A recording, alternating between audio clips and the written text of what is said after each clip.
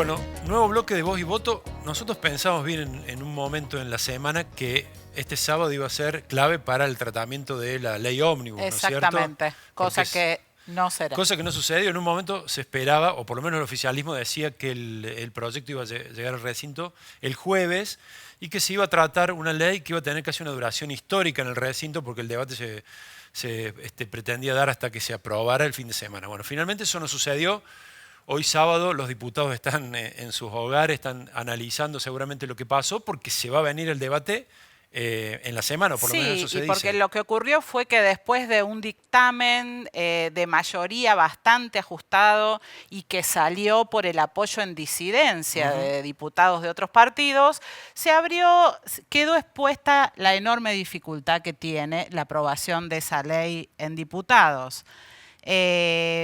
Eso obligó a posponer los plazos que pretendían que fuese inmediato, dijeron no, y después de eso además hubo un montón de legisladores, incluidos varios cordobeses, que salieron a decir que lo que el dictamen de la mayoría decía en realidad no era lo que habían acordado. Sí, una cosa muy rara, ¿no? Pues se había aprobado, pero después se encontraron con sorpresas en temas muy importantes, por ejemplo, como los biocombustibles para Córdoba. Vamos a hablar ahora con Gabriela Esteves, diputada nacional de Córdoba por Unión por la Patria. Hola, Gabriela. Hola, ¿qué tal? Bueno, vos no sos de la oposición dialoguista de Córdoba. Ustedes se han planteado contra toda la ley ómnibus, rechazan eso, han hecho un dictamen por minoría para rechazar y argumentar esto. Sí. ¿Qué pasó finalmente? ¿Hay un diálogo posible o hasta incluso con los dialoguistas tampoco el gobierno negocia y va hacia adelante con lo que quiere hacer? En realidad nosotros, contrariamente a lo que se piensa o considera, nosotros somos los que más quisiéramos promover el diálogo y queríamos además que se pudiese discutir el proyecto en las 25 comisiones en las que tiene competencia directa. Vos imagínate que es un proyecto que tiene 645 artículos más los más de 300 artículos que tiene el DNU, contemplados todos en un mismo proyecto, 1000 artículos para discutirse en menos de 10 días, claro. En menos de 10 días, porque solamente tuvimos 10 días de discusión en 3 comisiones. La verdad que además los funcionarios que vinieron a intentar dar explicaciones no conocían el proyecto, no sabían quién lo escribió, no conocían la letra. Cuando les hacíamos alguna pregunta, como no era de su competencia, no sabían responderlo. Nunca fue Caputo, no fue Sturzenegger, que entiendo que fue el recopilador del proyecto, no fue el jefe de gabinete. Por presión de nosotros, de la oposición, pudieron ir los diferentes sectores a exponer, que en un 85% se expresaron en contra del proyecto.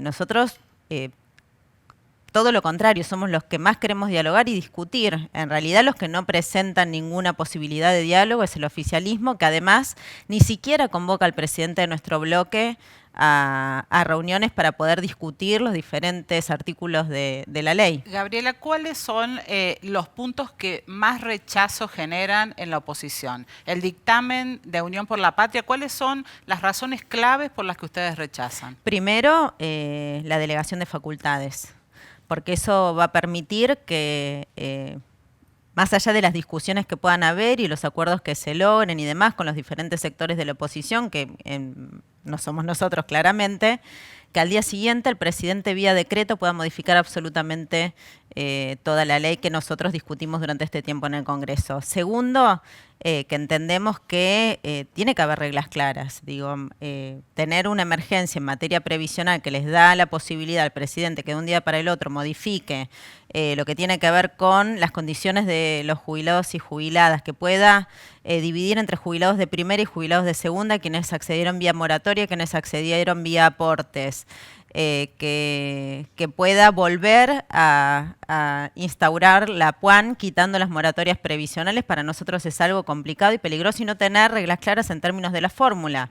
Si los aumentos a los jubilados los va a estar decidiendo vía su criterio mes a mes, la verdad que nosotros entendemos que eso es complicado, que hay que tener reglas claras, que hay que poder discutirlo en el Congreso, porque además no hay necesidad de delegar las funciones del Congreso, porque el Congreso claramente está dispuesto a discutir. De hecho, hemos estado sesionando durante todo enero. Nosotros desde diciembre hemos ido sistemáticamente todas las semanas esperando primero la convocatoria de sesiones extraordinarias y después que ingresen los proyectos que había anunciado el Poder Ejecutivo que va a enviar al Congreso. Y en relación, por ejemplo, a las retenciones, hay una clara posición de los gobernadores de Santa Fe y Córdoba, por ejemplo, de oponerse a toda la suba de retenciones, y en especial en el tema de la industria. ¿Eso ustedes cómo lo ven, digamos? Nosotros estamos de acuerdo en que es una locura. ¿no, pero nosotros creemos que es una locura subir las retenciones justamente al sector que agrega valor a la ruralidad. Nosotros creemos que, por el contrario, lo que hay que hacer es tratar de incentivar ahí están alineados, digamos, casi todos, excepto la Libertad Avanza, los diputados de Córdoba. Esta es una discusión que nosotros venimos dando hace tiempo por parte de nuestro bloque, desde siempre le hemos dado. Nosotros siempre hemos creído que hay que promover el agregado de valor para generar trabajo de calidad y para que no se exporte solamente bienes primarios. Entonces, en esto entiendo que todos estamos de acuerdo, porque además sabemos que en un momento tan delicado como este, lo que necesitamos es exportar con agregado de valor y necesitamos generar trabajo de calidad para nuestro pueblo. Para ustedes también retenciones cero en ese sector. Nosotros creemos que en ese sector y en economías regionales hay que tener retenciones cero. Que además era algo que cuando Mas era candidato había discutido, por ejemplo, aquí en la provincia de Córdoba con el sector del maní. De hecho, cuando nos recibimos en el bloque, tuve la oportunidad de hablar con el representante de la Cámara y me decía, sí, nosotros habíamos acordado esto, incluso también era parte de las propuestas de campaña que había llevado adelante el candidato Milei, que había dicho que iba a quitar las retenciones, y fue exactamente todo lo contrario. Hubo un fuerte desafío del ministro de Economía, también lo había hecho el vocero presidencial, supuestamente por orden expresa de Milei, de plantear a los gobernadores como principal adversario. Están atribuyendo directamente a los gobernadores la conducta de los diputados. ¿Cómo ves en esa relación a Martín Yarlora frente al gobierno de Milei? Y por otra parte, dentro del bloque de los gobernadores peronistas, ¿cómo está ese liderazgo entre los gobernadores? Mira, yo creo que el gobernador de la provincia de Córdoba ha demostrado ampliamente su vocación y su voluntad de colaborar con el gobierno de Milei. Lo ha hecho primero dándole la posibilidad de que tenga 2 firmas para el dictamen, un dictamen que ni siquiera existía porque no estaba escrito, y sin embargo hubo 2 diputados de la provincia de Córdoba que responden al gobernador que firmaron ese dictamen. Gutiérrez no lo firmó y hoy Gutiérrez y salió el otro día muy fuerte al respecto de lo que tiene que ver con biocombustibles. Natalia de la Sota también fue bastante crítica. Sí, pero Natalia de la Sota viene siendo crítica desde el comienzo, ¿no? Ha marcado una posición muy clara desde el comienzo. Estoy hablando de quienes se mostraron como colaborativos y que ahora, bueno, Gutiérrez marca una diferencia y 2 de los otros diputados del bloque por Córdoba firmaron este dictamen que ni siquiera estaba escrito, es decir, firmaron una hoja en blanco que además supone una enorme irregularidad. Digamos, nosotros ahí también tenemos una preocupación muy grande y es algo que venimos planteando, que no se puede dictaminar sin dictamen. ¿Cómo es eso? ¿Cómo se puede firmar un dictamen que bueno, eso habría que después preguntárselo. Cambia o eso habría que preguntárselo al otro día de que no a los diputados que lo firmaron. También hay versiones de que eso terminó negociándose en una oficina particular fuera del Congreso, en simultáneo con el funcionamiento de la comisión. Te voy a comentar por qué hacen eso, por qué se reúnen fuera del Congreso para discutir estas cosas. Porque en el Congreso, como sucede en la mayoría de los organismos públicos, hay un registro de quienes ingresan. Entonces, si va Sturzenegger al Congreso a sentarse a negociar para poner las condiciones... Sin ser funcionario ni tener un cargo. No importa. Si ingresan, es información pública. Y lo que están de esta manera también es violando el acceso a la información pública. Se reúnen en hoteles, en departamentos privados para que no haya un registro y para que no haya acceso a esa información por parte de la ciudadanía y de los representantes de los ciudadanos. No, te preguntaba porque técnicamente no conozco el procedimiento, pero ¿se puede acordar algo que después se va a cambiar? No. O sea lo que se firma y tampoco es lo que se puede firmar llegar. Un dictamen en blanco. Claro, por eso después lo que se firma Eso tiene es que una llegar al gran recinto. Irresponsabilidad por parte de los diputados. ¿Y ahora puede haber diputadas cambios antes que llegue al recinto? Y del dicen proyecto? que siguen. ¿Pero que legalmente siguen. puede pasar eso? No debería. Deberían no ser en el podría. registro. Claro, en por el eso lo recinto, que los dicen cambios. siempre es que lo que hacen circular son borradores. Entonces Bien. siempre vienen confundiendo toda esta semana con eso.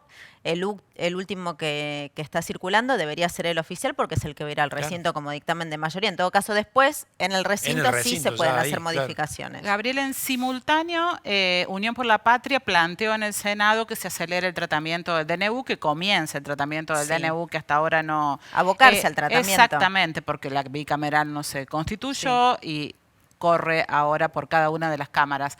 ¿Crees que realmente hay alguna posibilidad de construir una mayoría que pueda rechazar el DNU? Yo creo que sí, básicamente por responsabilidad. Digo, el DNU es nulo, de nulidad absoluta e insalvable. Y eso lo dice la Constitución Nacional.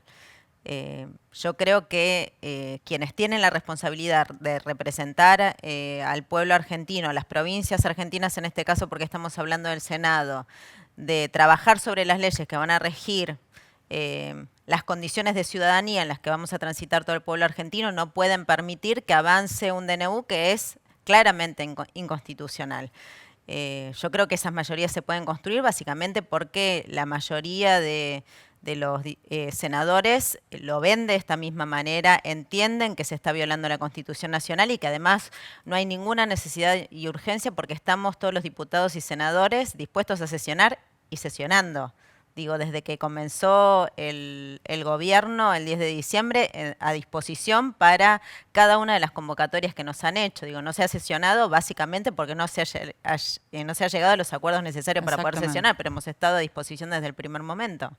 Hubo un paro el jueves, estamos viendo, el miércoles estamos viendo algunas imágenes. Fue importante la convocatoria en Buenos Aires, en Córdoba también. ¿Cómo evaluás? En todas las provincias argentinas. De hecho, en muchas decían que era una convocatoria histórica. ¿Cómo evaluás el clima social y, sobre todo, el movimiento gremial? ¿Crees que ya se está constituyendo un actor que va a ser el que encarne la oposición más sustancial al gobierno? Y además, en todo ese movimiento, ¿cuál es el rol de Cristina Fernández de Kirchner hoy? Mira, creo que hay un clima social de mucho ahogamiento. Digo, si bien hace muy poco se cobró el aguinaldo y eso dio un pequeño respiro, la realidad es que los precios no dan respiro. La situación es tremendamente crítica, no hay precio de referencia de absolutamente nada, eso impide que las economías familiares puedan planificarse, no solamente es lo que tiene que ver con los alimentos y la canasta básica, sino también ahora el tema de las tarifas, el tema del transporte. Digo, es una situación muy tremenda porque eso no va acompañado de los salarios. Entonces, la verdad que todos los días se pierde tremendamente poder adquisitivo, las familias están ahogadas y yo creo que la expresión de la manifestación del miércoles ha sido donde hemos visto, y en la provincia de Córdoba se notó mucho, muchos sectores sueltos que han ido a manifestarse.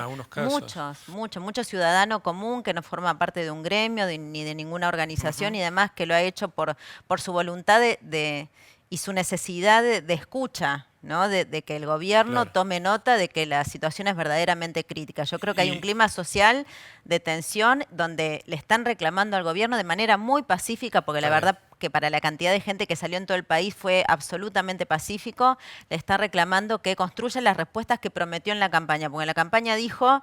sí, que lo pagaba la casta. Claro, que no lo pagaban los trabajadores, sino la casta, y mirá la situación que están transitando los trabajadores ahora, en realidad. Y te pregunto, refuerzo la pregunta. ¿Y Cristina?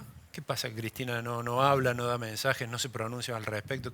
No se pronuncia públicamente. ¿Qué está esperando o qué está evaluando en este momento? No, yo creo que ella entiende que hay protagonistas en este momento que son los sectores de los trabajadores, que son quienes tienen que conducir un proceso, que ese proceso tiene que ver con los reclamos sectoriales. Yo creo que se ha notado además que los diferentes sectores vinculados a la política, quienes han tenido protagonismo desde la política, hemos entendido que en este momento nosotros tenemos que acompañar el reclamo de la sociedad civil, pero tenemos que tener un rol que les permita a ellos tomar el protagonismo. Definir nuevos liderazgos. Claro, no, y también, En el no, peronismo, definir sobre todo, nuevos liderazgos no, sino tomar el liderazgo de la representación que ejercen. Digo, nosotros estamos ejerciendo nuestra representación en el Congreso, haciéndonos cargo de la situación que nos toca, y los representantes de los trabajadores haciendo lo mismo. Bien. Y también los representantes de los diferentes sectores, porque están representantes de las cámaras, por ejemplo, de biocombustibles de la provincia de Córdoba, de las cerealeras, de aceiteros. Digo, no son solamente los sectores vinculados a los gremios, sino todos los sectores organizados que están saliendo a expresarse, y para nosotros es importante que todas las expresiones de la sociedad civil puedan expresarse. Perfecto. Y nosotros acompañar. Bueno, Gabriela, muchas gracias. No, Vamos a seguir. Muchas gracias. Seguramente volvés a Buenos Aires ahora. Sí, en realidad hay una convocatoria para el martes, posiblemente pero no está para confirmado. Sesión. No está confirmado. Vi al vocero presidencial decir que la semana que viene, pero sin confirmar ninguna fecha. Vamos a seguir atentamente eso. Muchas gracias, Gabriela. No, a ustedes. Muchísimas gracias. Vamos a un pequeño corte y ya cerramos el programa aquí desde la redacción de La Voz del Interior.